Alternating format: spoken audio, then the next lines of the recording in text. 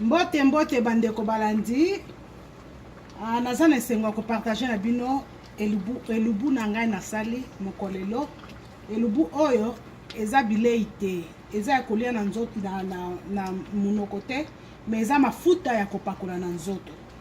Nasalaki yango mpona mbala liboso, nasaleli yango uta ebandeli pe suka, nasepelaki na resultat na yango. Eza mafuta moko malamu makasi, eza ko batela suki malamu,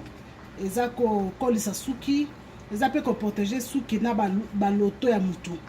Na ndenge na expérience nga nasalelaki nango pour la première fois nasalaki yango, nasilisi yango bouteille modima nasalaki, nasepe na resultat ata libota nanga modima basepe nango basengaki yango lisusu. Nde yango nasali yango lisusu. Solution nasali yango oyo. Naza na esengo partager na bandeko nanga nyonso bo ba ko kolanda video oyo bo ba ko kanga baye basekele ya kosala mafuta. Eza nécessaire te to kimaka ata nyonso na ba supermarché na ba shop to nyonso ba mafuta to ko sala biso moko na maboko na biso mafuta oyo toza nango sûr.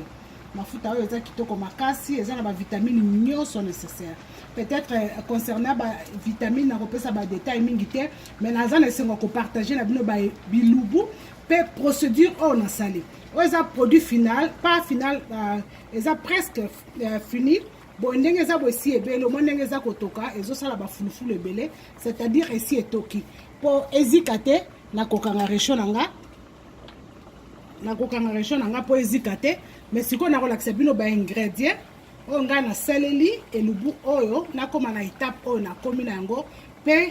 étape par étape comment na saleli. Na kolakisa procédure mobimba oyo bandeli pe sukate, mais na koyebisa bino kaka na ba bilubu naza nango na kolakisa bino. Mais ce qu'on a la question, on a la kisayo procédure et bandel pe suka na koki o la kisayo komelanga kaka yebisanga soko esepelisiyo na ko la kisayo ndenge nini na sali yango na olongola elubu nanga na moto pe ezikate nde boye na ko la kisayo ba ingrédients nyonso oyo sali solution oyo moni solution oyo mo ndenge ezali na solution nanga oyo na tie carotte. Na tie carotte, so ozotala malamu mona carotte eza na kati, na tie aloe vera, na tie avocado, na tie avocat, carotte na aloe vera. Mafuta na sangisi, mafuta huile d'olive, mafuta ya kokoti na mafuta ya avocado. Donc wana nde ba produit na saleli. Nangina la kiso yango pe na miso omona yango pour o comprendre nini naza koloba. Ok bandeko balandi nanga onde babilubu onga na salili mafuta wana solution wana na uto la kisabino eloko libusa eza huile d'olive ozomona oyo eza huile d'olive eza vide c'est-à-dire na épuiser mulangi o mobimba pona ngi osala mafuta ebele na za famille munene na sa mafuta ebele na koti nzango na nzoto pe na suki eza ka malamu oyo eza avocat na tiaki avocat moko mulangi ya mafuta na saleli presque nyonso na tiaki mulangi eza 1 litre na salaki presque nyonso mulangi mobimba pe oyo eza mafuta ya avocat eza demi litre na saleli yango pe nyonso 500 ml na saleli yango nyonso siko oyo eza coconut oil eza mafuta ya kokoti yango na mesurer penza te bolimbisanga pona yango na tie kaka selon ndenge na monaki ke ekoki ezalaki ya kotonda voilà mesure oyo na tie presque 1/4 ya kopo oyo donc na mesurer penza te bolimbisanga kote wana na tie kaka na misu na moniki oyo ekoki na tiki et puis carotte ndenge na yebisaki bino na bandaki na ko râper carotte nanga na longoli ba poso malamu na sokoli yango na râper yango so za na râpeuse te okoki pe kosalela blend da machine okoki pe konika yango neti oza exemple ya ndambo mususu na tiki po elekaki mingi okoki konika yango